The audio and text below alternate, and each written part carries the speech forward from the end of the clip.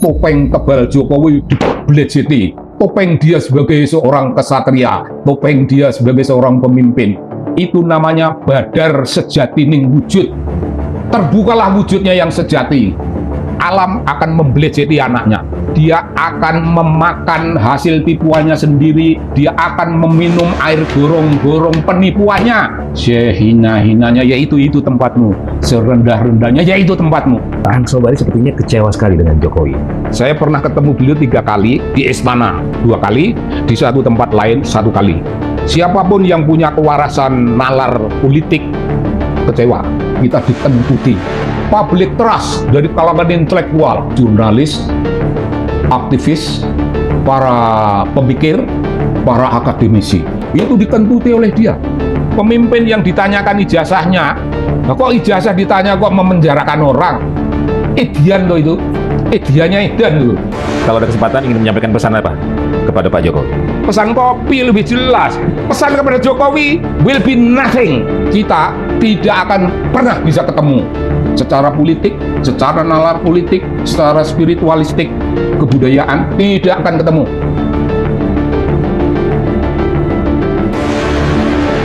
Assalamualaikum warahmatullahi wabarakatuh. Waalaikumsalam. Sobat Madilog, alhamdulillah Margi Syarif hadir kembali menemani Anda, dan di episode kali ini kami akan berbincang dengan seorang narasumber yang kemarin baru saja menjadi saksi ahli untuk trio RRT, yakni Roy Suryo, Rismond, dan Dr. Tifa untuk kasus ijazah palsu. Dan sang narasumber kami ini dulunya adalah pendukung Joko Widodo, namun hari ini berbalik 180 derajat. 200.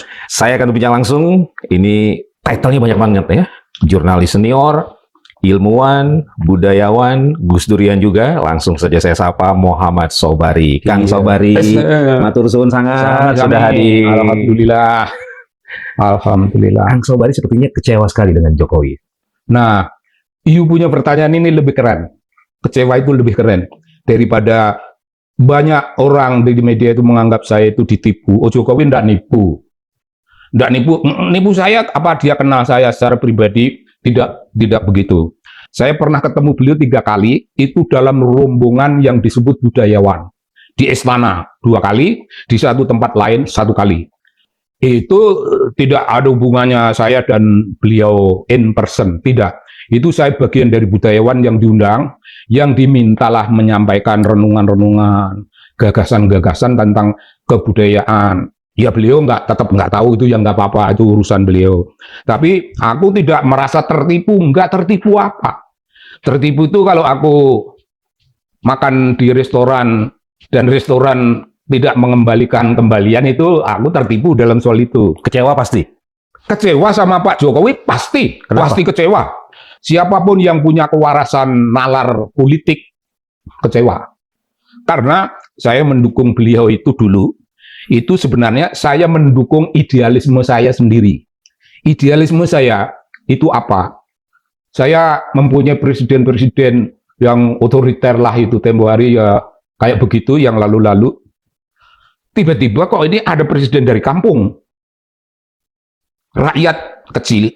Ya, rakyat kecil betul, nggak usah ngaku pun beliau itu rakyat kecil. Miskin, nggak usah dinyatakan miskin, dia miskin. Pinggir kali. Bukan keluarga jenderal, bukan keluarga terkemuka, bukan keluarga koruptor. Jelas, bukan keluarga koruptor, jelas. Idealisme kita punya presiden dari rakyat. Presiden itu ialah orang di antara kita-kita. Kalau presiden Orde Baru dulu kan bukan bagian dari itu, dari elit paling atas. Dari kalangan jenderal, dari kalangan segala rupa yang hebat-hebat. Ini kita, yang mimpin ini kita. Jadi idealisme saya itu full. Saya persembahkan kepada beliau. Wujudkanlah gagasan ideal yang saya panggul bertahun-tahun ini menjadi manukmo, mewujud, merepresentasikan dirinya dalam Presiden Jokowi. Tapi ternyata beliau tidak seperti itu. Itu tidak menipu saya. Kok menipu saya? Dan menipu berjuta-juta rakyat Indonesia. Saya apa maka ditipu? Saya in person nggak kenal. Ketemu 3 kali itu dalam rombongan budayawan. Nggak ada.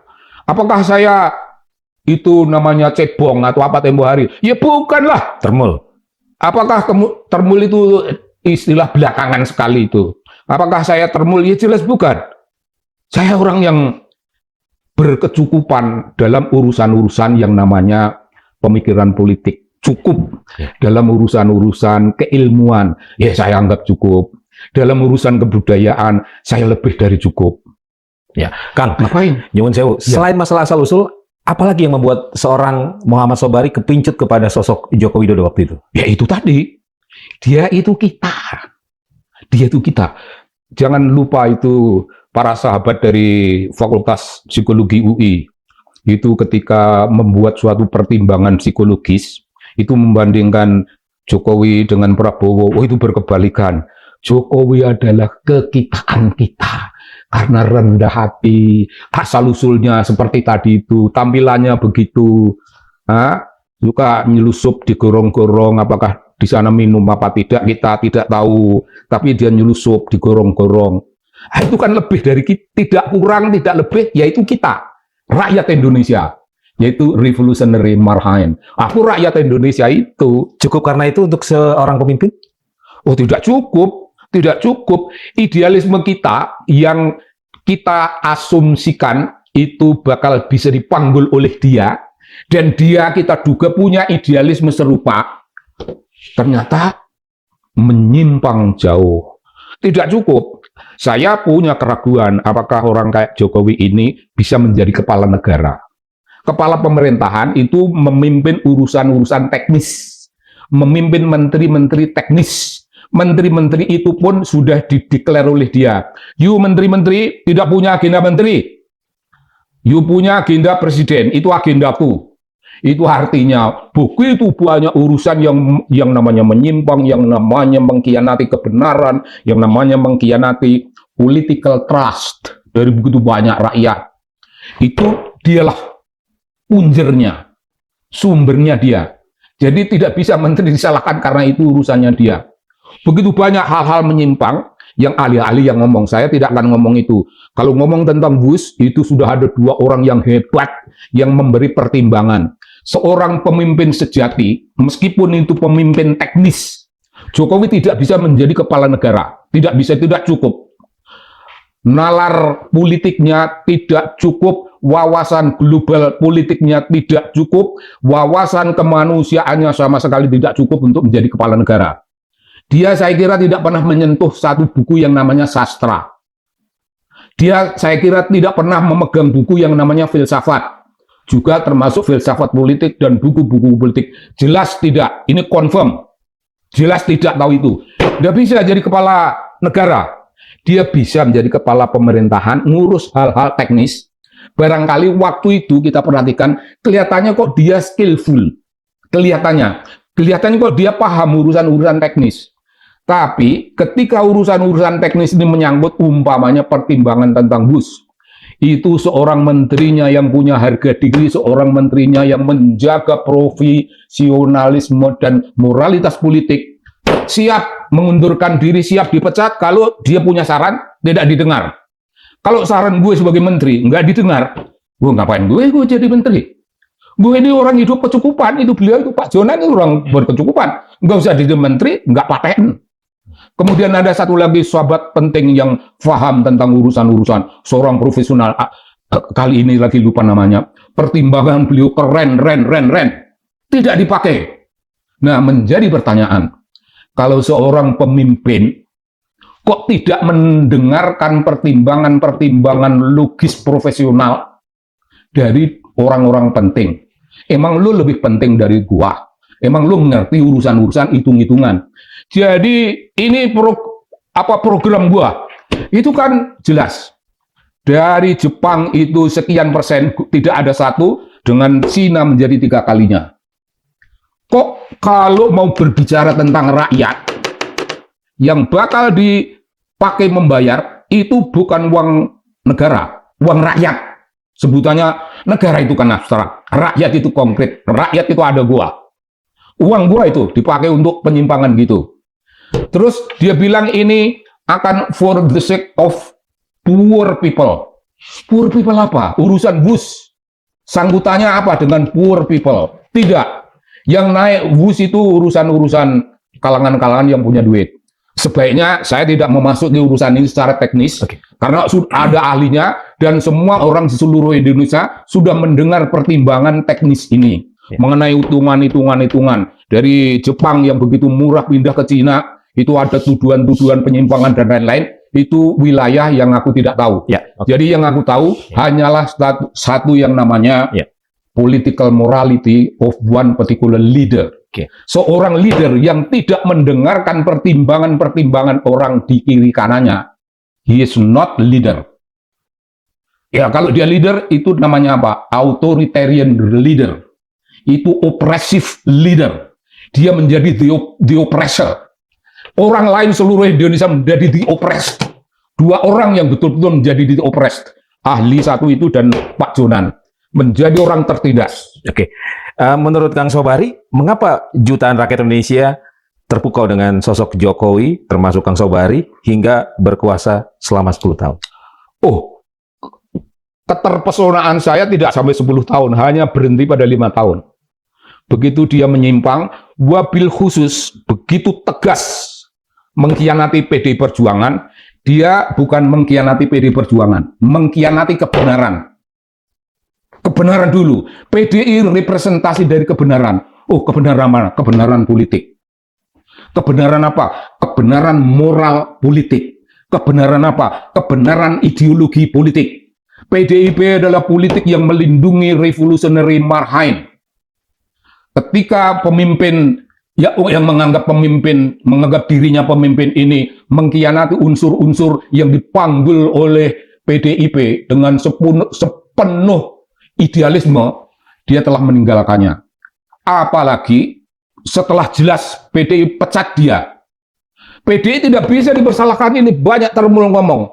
Kalau ada urusan bus itu PDI terlibat, jangan asal mangap, jangan asal mangap.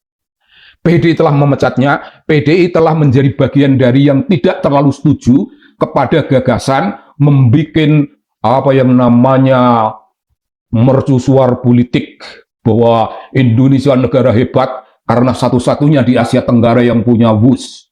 Tunggu dulu. Begitu banyak pertimbangan politik konkret.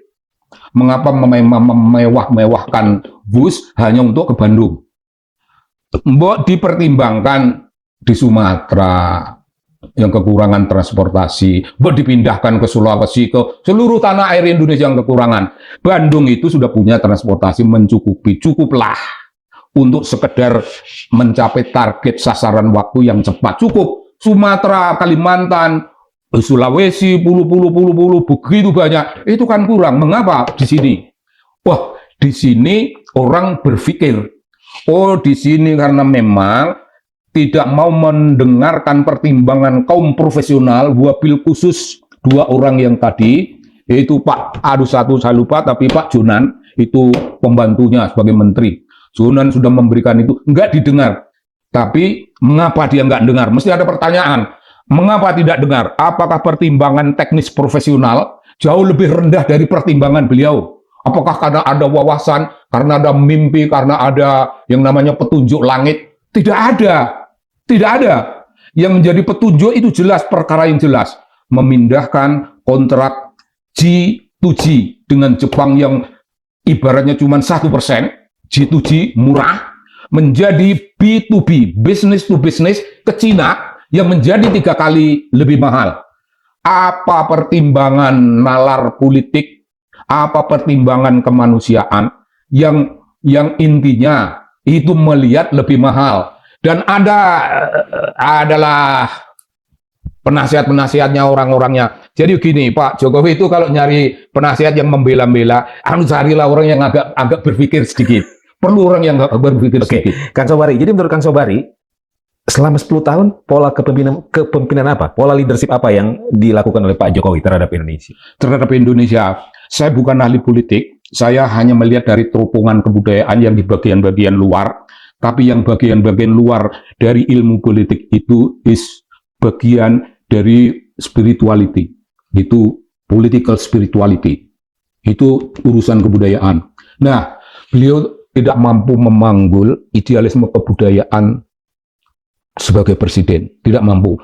Memanggul memanggul idealisme politik yang penuh perhitungan. Politik punya perhitungan-perhitungan teknis. Perhitungan-perhitungan teknis itu bisa, you mesti membaca, you mesti berkiblat pada tokoh itu telah memberi kita, entah itu tokoh dalam atau luar negeri, tapi beliau-beliau semuanya telah memberi sesuatu perspektif politik yang sehat-sehatnya sehat, kerennya keren. Tidak dijadikan pertimbangan. Yang politik praktis tuh, teori dan praktis tidak jadi pertimbangan. Apalagi kalau kita bicara tentang filsafat politik, tentang spiritualitas politik yang adalah merupakan bagian dari apa yang namanya kebudayaan politik, termasuk tradisi. Dia kan nggak mau menghormati tradisi politik.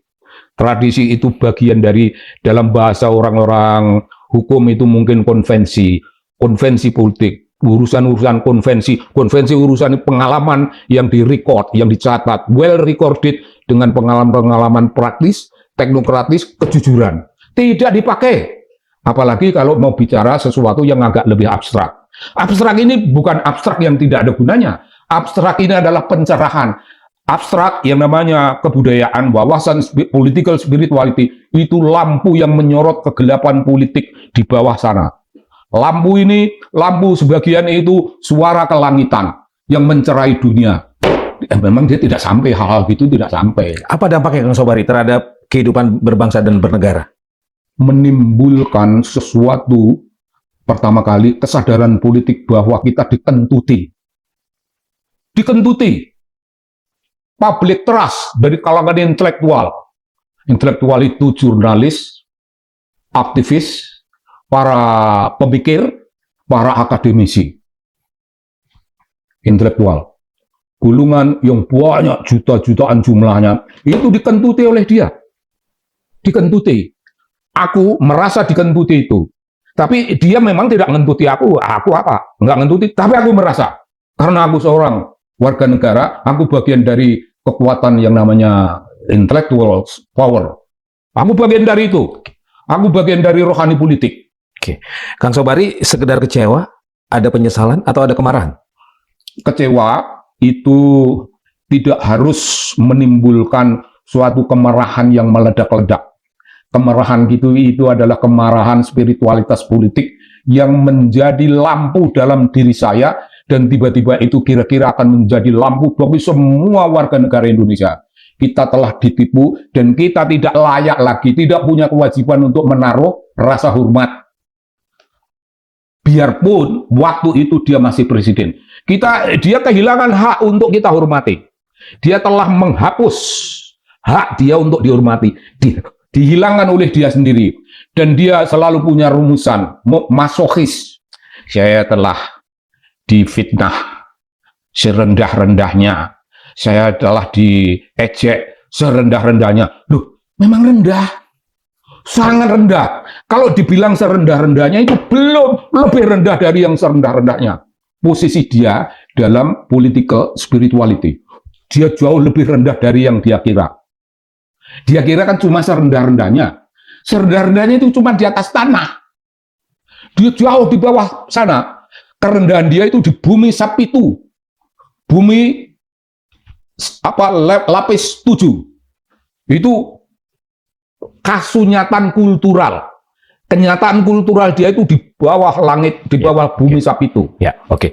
Dan rasa kemarahan tadi dituangkan oleh Kang Sobari dalam bentuk satu diantaranya dengan membela atau menjadi saksi ahli. Itu jelas. Trio RRT itu. Jelas. Oh, bagus kalau trio macan lah itu. Karena mereka itu tiger. Dengan the power of tiger. Tiger itu, Bung, kukunya saja. Kukunya Kanjeng Roy itu. Kukunya udah nyaplak itu. Belum lagi taringnya. Oh, taringnya itu Dokter Tifa, taringnya itu Bang Resmond, kanjengnya cukup dengan kukunya. Kang Sobari melihat apa yang ingin diungkap oleh trio RRT ini dalam kasus ijazah palsu, dan apa pentingnya untuk Republik ini? Kuat teknis, saya tidak bisa bicara. Kuat teknis, ya. Teknis keilmuan yang beliau-beliau bertiga trio macan yang menguasai itu, mereka yang bisa menjelaskan.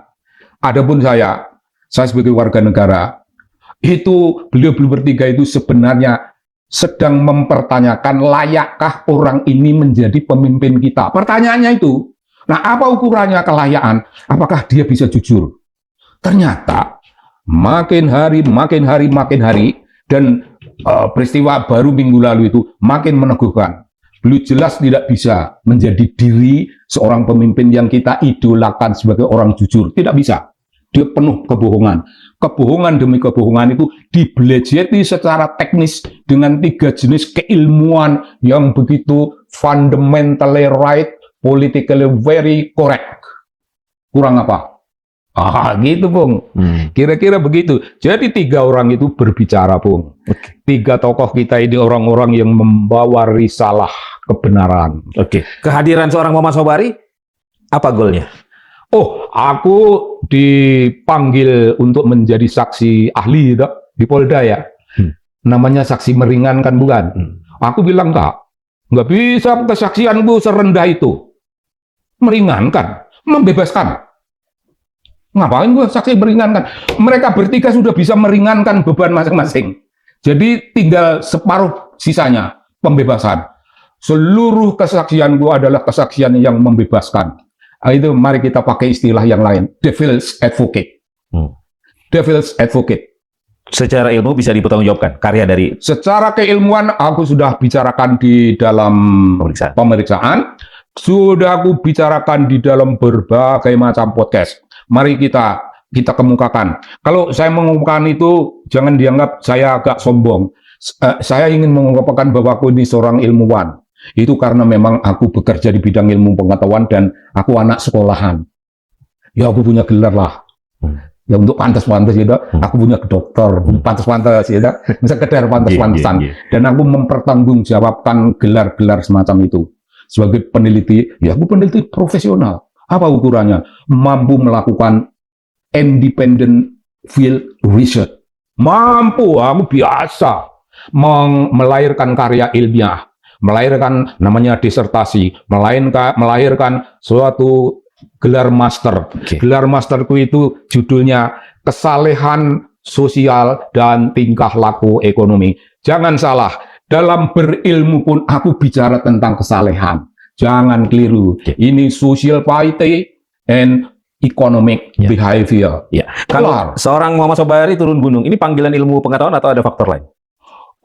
Pada dasarnya karena saya tidak pernah di gunung, saya tetap ada di bumi ini bersama-sama dengan 3 tokoh yang saya bela. Jadi saya semenjak belum pernah kenal satupun di antara trio macan, aku sudah ada di belakang mereka masing-masing. Di belakang, aku sudah tahu Bang Rismond. Jauh lebih muda, tapi aku panggil dia Bang. Ini panggil kesayangan. Seperti hanya Gus Dur yang lebih tua, 12 tahun lebih tua, tapi manggil aku Kang. Kanjenge, aku kan rakyat kecil di Jogja. Kanjenge kan kalangan nengger, jadi aku manggil Kanjeng Roy. Itu panggilan orang yang mengerti sopan santun kultural. Kita kalangan bekasaan rakyat cilik-cilik. Beliau lapis. Jadi itu aku memanggil beliau Kanjeng itu sudah merupakan representasi dari kesadaran kultur. Dengan Bu Tifa, aku panggil dia Dok.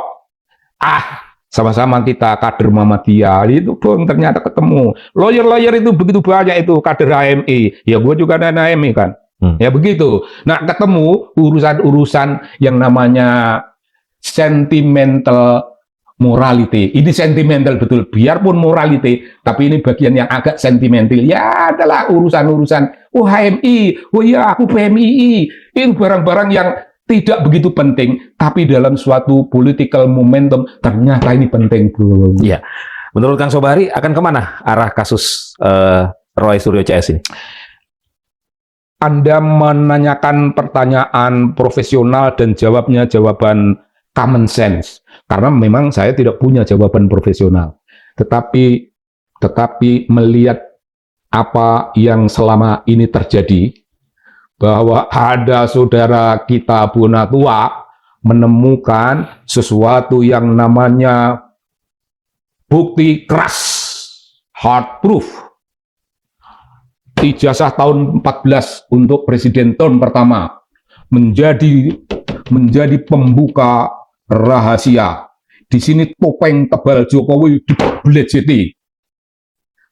Topeng dia sebagai seorang kesatria, topeng dia sebagai seorang pemimpin dibelejeti.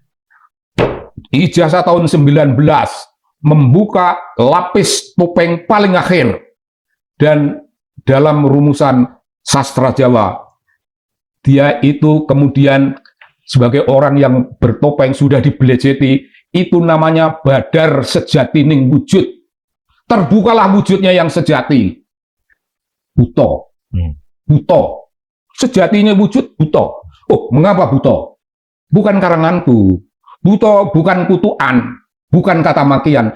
Buto adalah terjemahan dari kearifan Jawa yang namanya Satrio Wirang. Sebutan Satrio Wirang diterapkan pada Jokowi, aku masih protes. Apa dia Satrio? Dia kan bilang gitu. Dia bukan Satrio, tapi bolehlah disebut Satrio Wirang. Satrio Wirang itu satria yang rasa malunya, aib-aibnya terbuka. Itulah yang disebut badar sejati ning wujud buto. Bukan karanganku, ini omongan kultur Jawa. Omongan kultur Jawa.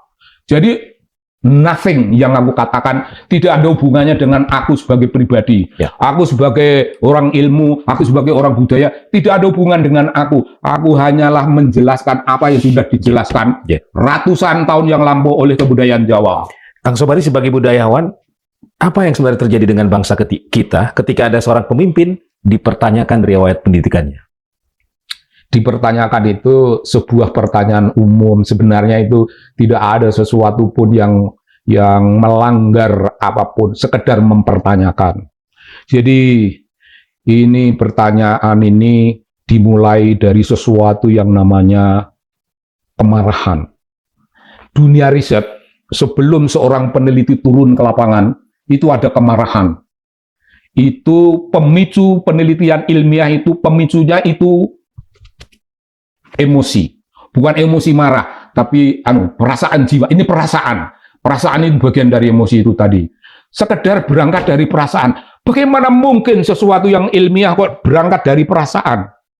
Sangat mungkin. Perasaan subjektif. Dalam riset nanti, apa yang disebut subjektif itu dibikin perlahan-lahan, makin melahirkan dirinya dalam objektivitas. Apa yang tadinya subjektif menjadi objektif, menjadi academically very rational. Meskipun dulu berangkatnya dari protes, dari emosi, dari perasaan ragu. Protes, ini ketidakadilan. Itu kan dari perasaan itu. Perasaan ketidakadilan itu dijabarkan bukan lagi sebagai perasaan, melainkan menjadi sesuatu pertimbangan akademik rasional. Itu pertama. Kalau peneliti berangkat dari perasaan. Namun kalau peneliti berangkat dari sesuatu yang sudah akademik, itu pemicu penelitian namanya academic curiosity. Academic curiosity. Ada perasaan curious, ingin tahu secara akademik. Bukan ingin tahu secara yang lain. Secara akademik, nalar akademik gue tidak bisa menerima kenyataan ini. Ya kalau lo nggak bisa menerima terus gimana? Ya gue telitilah. Karena gue kan orang lemah, gue ini orang doif. Gue nggak ngerti ini, nggak bisa memutuskan. Apa yang lu bisa? Gue turun ke lapangan. Gue bertanya. Beribu-ribu orang gue tanya. Kalau beribu-ribu orang ditanya ini, ketemu, wah jawabannya meragukan. Gue akan tanya yang lain. Kalau tanya yang lain masih meragukan, gue lakukan wawancara mendalam. Wawancara mendalam. Apakah secara teknis ada pertanyaan? Apakah you punya wawancara mendalam itu telah sampai pada tingkat yang namanya reliability? Reliable. Bisa dipercaya? Oh, mungkin belum. Tapi bagaimana dari sudut validity? Apakah itu valid? Mungkin belum. Oh, berarti masih bohong itu. Tidak bohong, tapi belum bisa dipercaya. Itu belum bisa dipercaya bukan berarti bohong. Lalu lu mau apa? Gue tambah lagi. Ada yang namanya riset arsip. Itu akan memperkuat keraguan. Riset arsip banyak di riset. Apakah sudah itu yang namanya the truth? Has it been already strong? Oh, ternyata belum. Oh, no problem. Belum strong, nggak apa-apa. You masih punya satu metode lagi, observasi. Make it stronger. Oh, setelah observasi, has it been stronger? Andai kata belum, itu juga belum problem. Karena yang namanya field research, Itu memang sejarah panjang menggali Ya, kebenaran. baik. Nah, setelah kira-kira tambahan sampai pada it's hopefully already achieved what so-called validity and reliability, maka gue bisa berdiri. Memang gue peneliti, gue tidak puas, tidak cukup, tidak boleh merasa cepat puas, tidak boleh. Jadi what you are going to do next, dia akan mengundang kalangan ahli. Yaitu kalangan ahli lah, itu profesional. Diskusi terbatas itu menjadi finalnya nanti. Nah, bicara kalangan ahli, kemarin kan Kang Sobari menyatakan bahwa Kang Sobari mewakili menjamin komunitas bisu, akademisi dan intelektual. Iya. Mengapa belum banyak yang keluar atau tampil untuk membela trio RRT ini? Nggak usah semua, Bung. Alam ini tidak boleh terlalu murah hati. Alam ini bolehlah agak cetil, ya, agak ada bakhil dikit. Kalau cukup, Bung, mari kita ingat, Bung, karena dulu dan Bung Hatta, Bung Syahrir, dan sebenarnya ada kontributor terbesar itu Pak Tan Melaka. Itu kekuatan dari elit yang sangat sedikit untuk membuat republik ini merdeka. Kekuatan leader sedikit, tapi the follower will be many thousand, many million. Nah, kalangan intelektual ini, aku udah mengatakan, aku mengatakan ini sebagai itu internal criticism kepada kalangan intelektual. Memang intelektual itu orangnya penakut rata-rata.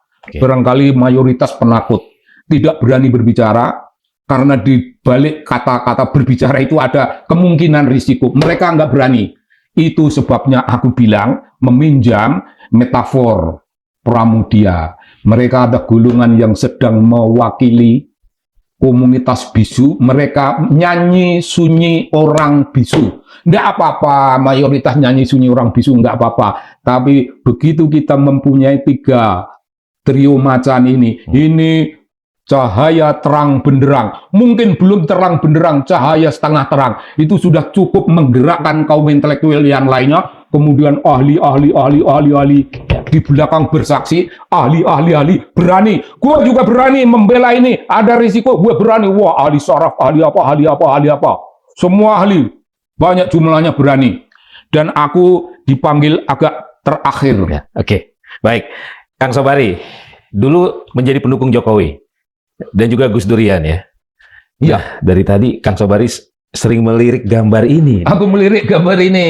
Itu ada foto Pak Jokowi, di belakangnya ada Gus Dur sedang senyum. Iya. Kang Sobari membaca apa? Jokowi begini tuh menghormat siapa? Yang dihormati itu kalangan imajiner, yaitu para pemimpin sebelumnya. Gus Dur nggak ngangkat tangan, Gus Dur menertawakan. Ngapain lo hormat begini-gini, hormat palsu sama gua tertawain. Gus Dur kan begitu. Gus Dur tahu tidak percaya, orang ngandel Kang sama orang kayak gitu lah, gitu intinya itu. Jangan ngandel lah. Belakangnya neng ini itu. Oh, jadi menurut Kang Sobari Gus Dur nggak percaya sama Jokowi? Oh, saya andai kata Gus Dur masih ada dan kita masih diskusi, Gus Dur lah orangnya yang akan mendidik kami yang kurang-kurang itu. Jangan percayalah, wong gawean gitu, gawean itu, pura-pura, Kang. Itu tidak ada yang namanya genuine leader, itu tidak ada dalam dirinya, tidak ada genuine, tidak ada, buatan, nyelusup gorong-gorong, buatan, bersikap masochis, buatan, karena beliau itu ada antagonisme dalam dirinya yang tidak dia sadari. Antagonisme, satu perasaan megalomania, perasaan pemimpin yang berada di tataran tinggi, tapi di pihak lain dia berada di tataran rendah yang di bawah sono. Aku direndahkan serendah-rendahnya, karena aku jawab ya memang rendah. Aku sehina-hina, ya memang hina. Kenapa? Kontradiksi dirinya itu, dia tidak jelas. Aku ini orang rendah apa orang megalomania? Itu ketidakjelasan status, itu memang suasana kejiwaan yang tidak dia sadari. Barangkali itu substratum dari yang namanya kesadaran, di bawah kesadarannya. Jadi kita sebagai bangsa harus belajar apa dari 10 tahun rezim Jokowi ini? Oh, kita belajar dari diri kita sendiri.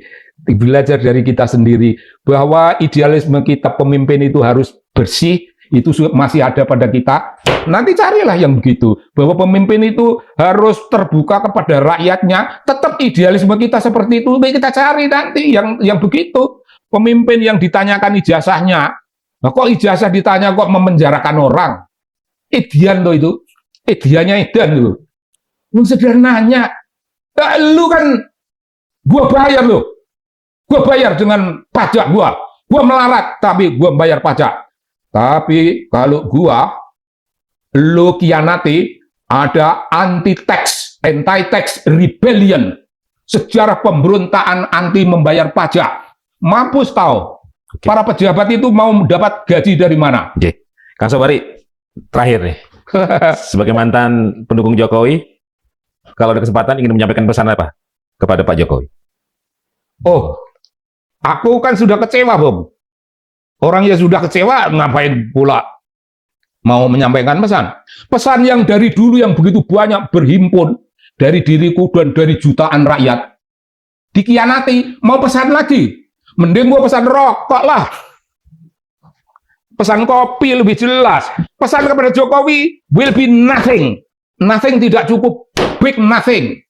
Will be zero. Zero tidak cukup, itu big zero. Ngapain gue urusan sama Jokowi? Urusan kelar. Kita tidak akan pernah bisa ketemu.